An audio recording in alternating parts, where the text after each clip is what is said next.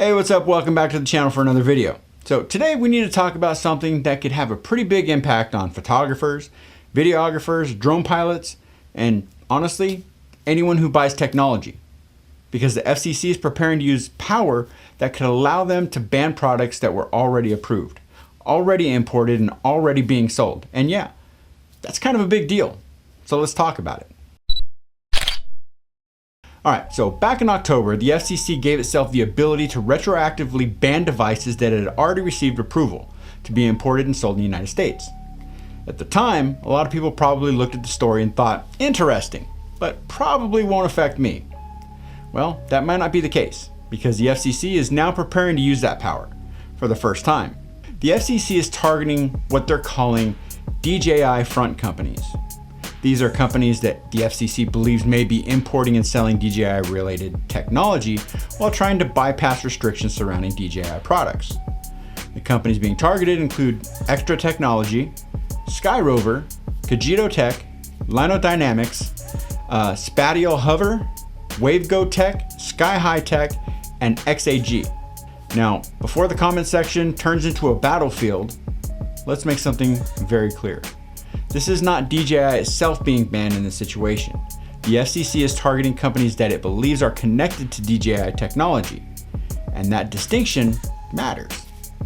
Because the interesting part here is that the FCC isn't just talking about future products. No, they're talking about products that are already being sold, products that were already approved, products that are already sitting on store shelves. And what's baffling to me is this. Extra doesn't even make drones. True, it may be DJI behind the curtain, but Extra so far is only responsible for making vlogging and action cameras.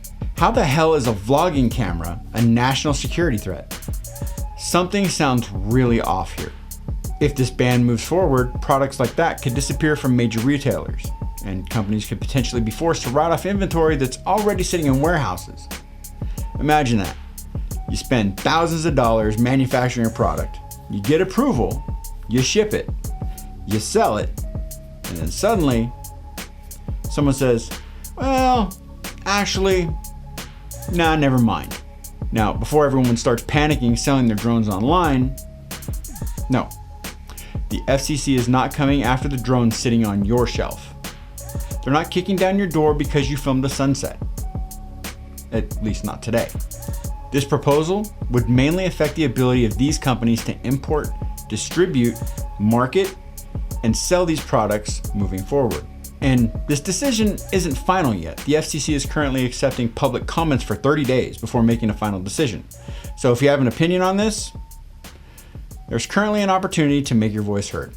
Even though it's just a formality that the FCC has to abide by, chances are they're going to ignore anything we have to say, but we still need to voice our opinions, no matter what. Now, one of the biggest questions surrounding this entire situation is the national security argument. The FCC says these products represent potential security concerns. However, many people have pointed out that specific public evidence explaining those concerns has not been released. And regardless of which side you fall on, transparency, it matters. If a product is going to be banned, consumers deserve to understand why, especially when that product was previously approved and legally available. The FCC has also announced it has temporarily deferred the grantee codes for these companies. And if you're wondering what that means, congratulations, you're not alone. Because apparently, government terminology needed to be written in a language only government employees understand. Even former FCC officials have questioned exactly what that word means. The assumption is that these companies may not be able to get future products approved for sale in the United States.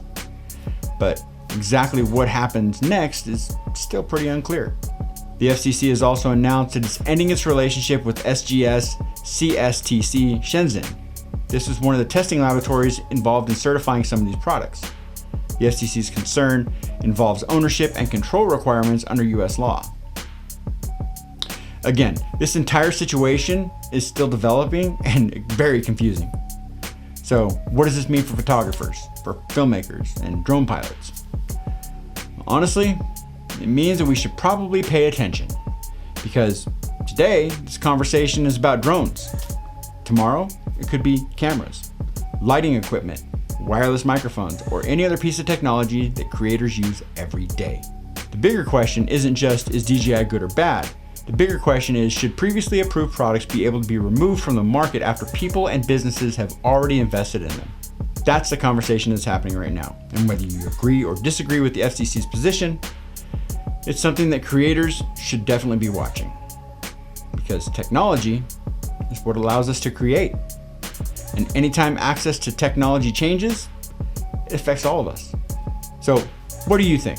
Do you agree with the FCC's decision? Do you disagree? Do you think products that were already approved should remain available? Or do you think stronger restrictions are necessary? Let me know your thoughts down in the comments. I always enjoy hearing what this community thinks. So if you enjoyed this video, make sure to smash that like button, subscribe if you haven't already, and click the bell for future videos. Also, don't forget to check out my website, jeff-gresham.com, where you can find my Lightroom presets and my 2026 photo prints. And coming soon, awesome cinematic LUTs as well as some video packs. So thank you for hanging out with me and watching this video. And until next time, get out there and shoot. And I'll see you in the next one. Later.